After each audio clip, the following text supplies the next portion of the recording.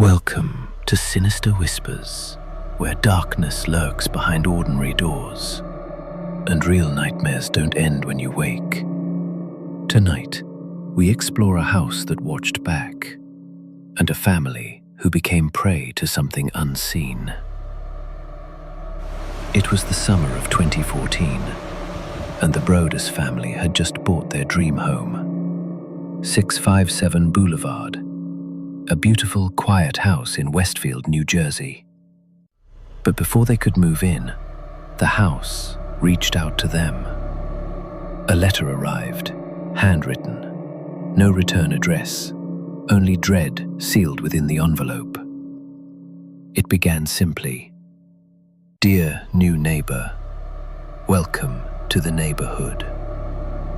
But the message quickly grew darker. The writer claimed to have watched the house for decades. They called themselves the Watcher. The Watcher spoke of generations. His father before him, his grandfather before that. They had all been keeping an eye on 657 Boulevard. Now it was the Brodus family's turn. The letter named the couple's 3 children. It knew their nicknames, their birth order, their daily routines. How could a stranger know so much? The Broduses were terrified. They contacted the police immediately. But no fingerprints, no clues, nothing to track. Days passed, then another letter, this one colder, hungrier. The Watcher asked, "Have they found what's in the walls yet?" "I am pleased to know your names," the letter said, "and the name of the young blood you have brought to me." It was no longer a welcome, it was a warning. The family's dream shattered before it began. They never moved in. Instead, they lived in fear, hiding, watching, waiting. Surveillance cameras were installed. Neighbors grew suspicious, but no one stood out. Could it be someone nearby, someone they already knew? One neighbor's adult son was investigated. He had written disturbing fiction about houses and possession, but his DNA didn't match.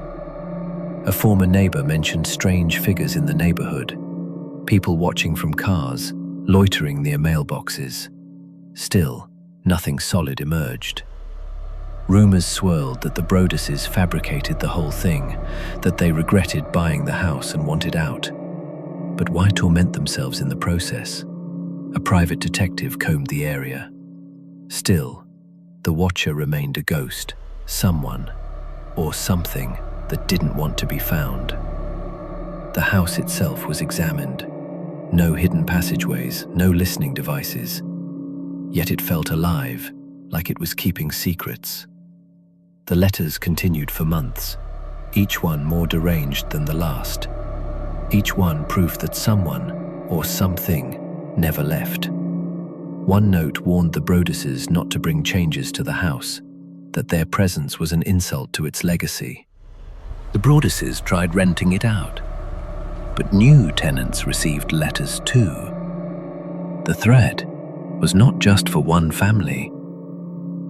The stress consumed the family. Sleep became a distant memory. Paranoia filled every moment. In 2019, 5 long years later, they finally sold the home. At a financial loss, but more importantly, to escape the psychological torment. But even then, no one knew the truth. Was it a neighbor? A stalker? A family member with a secret? Or something darker, embedded in the house itself?